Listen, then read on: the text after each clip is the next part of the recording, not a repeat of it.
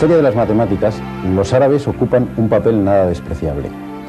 Gracias a ellos, conocemos la mayoría de las obras de los griegos, sin despreciar sus grandes aportaciones en el terreno de la aritmética y de la astronomía.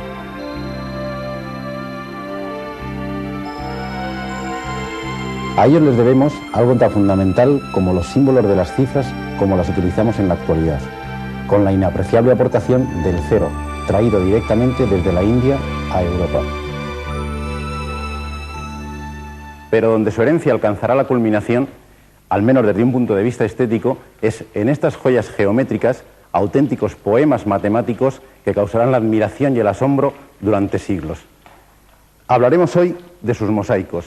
Y hablar de mosaicos y pensar en el arte musulmán español es automático. La Alhambra constituye, de hecho, una de las manifestaciones más hermosas de arte geométrico. ¿A qué se debe esta explosión de geometría en el arte hispano-musulmán?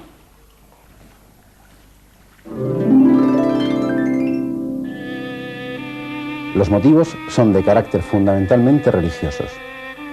En primer lugar, el Corán prohíbe expresamente cualquier representación icónica de Alá. Por otra parte, la divinidad se identifica con el uno, con la singularidad. Si analizamos cualquiera de estos mosaicos, el efecto visual que producen es que efectivamente ningún punto es singular y más importante que los demás. Este efecto se consigue mediante dos técnicas: la aplicación de recursos de simetría y la obsesión por llenar todo el plano de forma regular y armoniosa, de tal manera que no exista un centro de gravedad de la composición. Esto ha obligado a los artistas musulmanes a recurrir no solo a la geometría para ornamentar sus obras, sino a la geometría dinámica basada en la composición de movimientos en el plano. Este hecho y su enorme creatividad y conocimiento de las matemáticas ha convertido al arte musulmán, y más concretamente al español, en el punto culminante del arte geométrico. Fijemos nuestra atención en estos mosaicos. A primera vista, parece que sus motivos no tienen ninguna relación con polígonos regulares. Pero observemos con más detalle. En este, parece que el azulejo tiene forma de hueso. De hecho, se le conoce con este nombre. En realidad, se obtiene mediante una deformación de un cuadrado. Veamos cómo. La parte que se quita de uno de los lados del cuadrado se pega en el otro lado.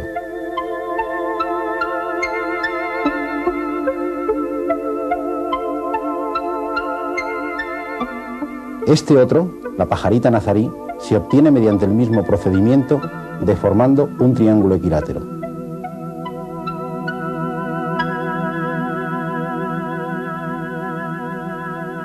El pétalo se obtiene deformando un rombo.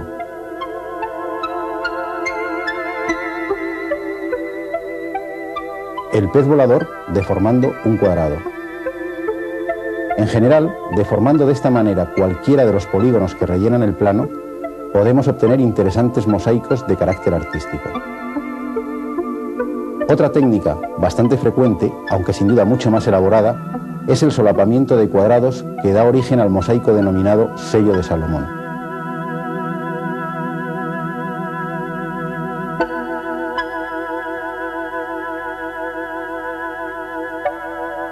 Este solapamiento de cuadrados está latente en las decoraciones más llamativas del arte hispano-musulmán. Las estrellas y los lazos, presentes en impresionantes mosaicos y en bellísimos artesonados.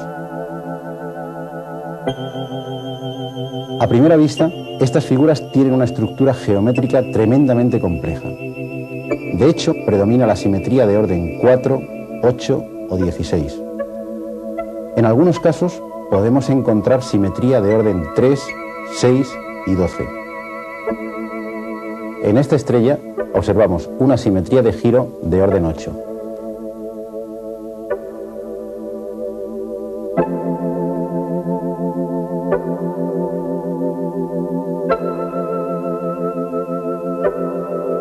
En cambio, en esta otra, la simetría de giro es de orden 16.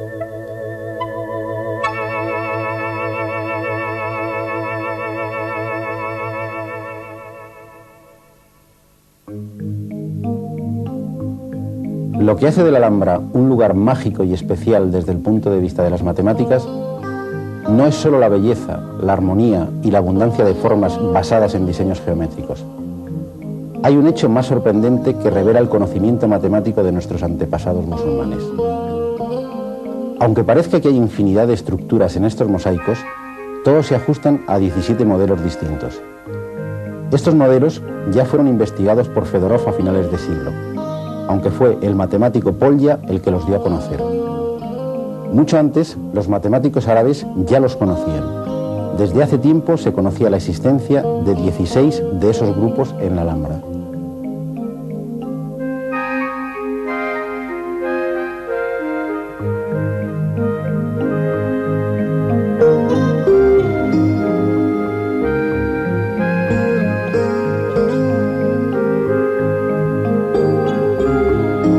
Había un grupo de simetría que parecía haberse escapado a los artistas granadinos, pero por fin fue localizado hace unos años por el profesor Rafael Pérez Gómez de la Universidad de Granada.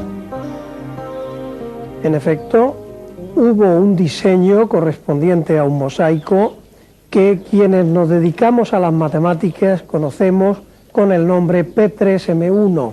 Es simplemente una etiqueta para reconocerlo de entre otros de características diferentes. Faltaban 4. Esos 4, tras un periodo de búsqueda, me cupo la suerte de encontrarlos, y en particular este que he empezado diciendo porque era especialmente difícil. Estos grupos los descubren fundamentalmente los cristalógrafos a raíz de contar con los rayos X. Precisamente estos grupos explican la estructura molecular de los cristales. Y entonces los matemáticos hacemos una abstracción más del modelo físico y demostramos abstractamente, repito, que en el plano solo puede haber 17.